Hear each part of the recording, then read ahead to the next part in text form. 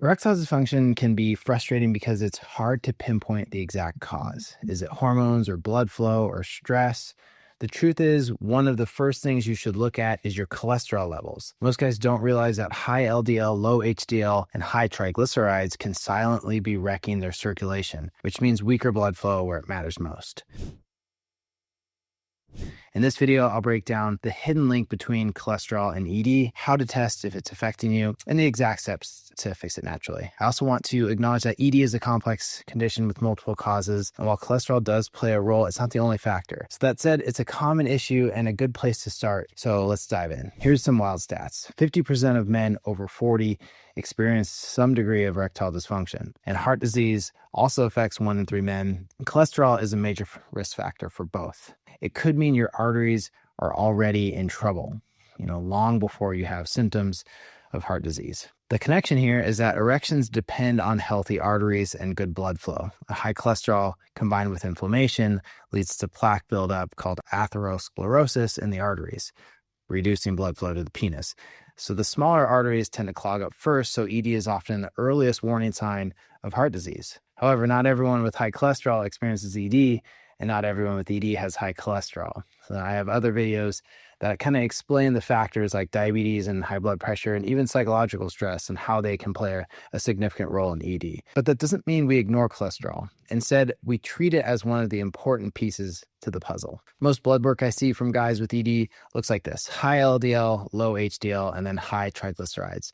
And this is a huge problem because it interferes with blood flow and heart health, and it also impacts your testosterone production.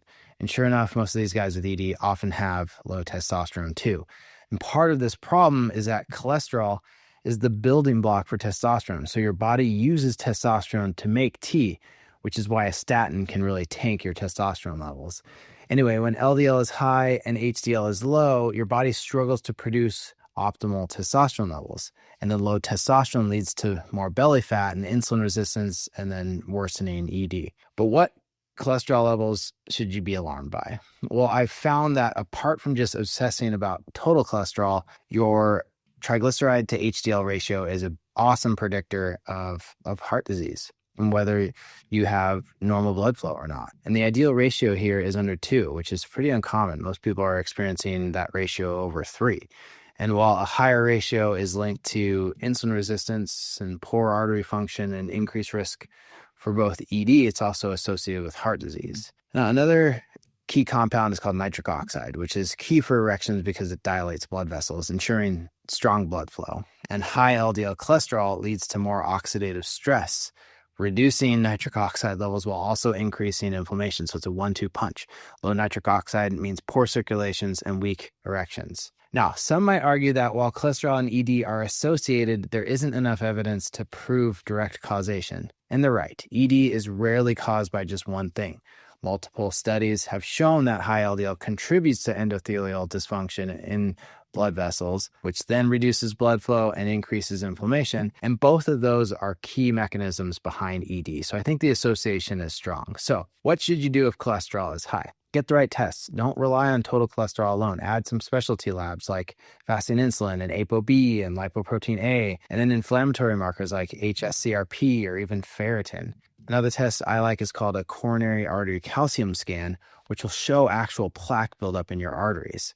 A carotid intima media thickness CIMT test can also assess arterial damage and can help predict future heart disease. The point is, you can get more than one data point to assess your heart health and circulatory health. Now, to fix all this, a good start is to fine-tune your diet and lifestyle, especially if you have high triglycerides. You can lower those naturally by cutting out processed sugar, refined carbs, and even seed oils.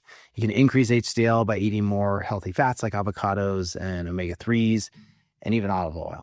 And then you could boost nitric oxide by eating leafy greens and beets and dark chocolate. And then movement across the board, and especially just walking more, will improve vascular function and nitric oxide production. Now, I know some people will push back against focusing on cholesterol, saying that other factors like mental health play a role in ED.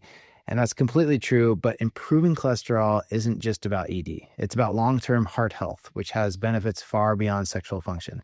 It's about longevity and energy and overall quality of life. So I hope one takeaway here is that erectile dysfunction isn't just about testosterone. It's about your arteries and blood flow and heart health. And if your cholesterol is high, don't just take a statin and hope for the best. Do more testing, clean up your diet, and then you can reassess. All right, if you found this helpful, hit subscribe for more content on men's health.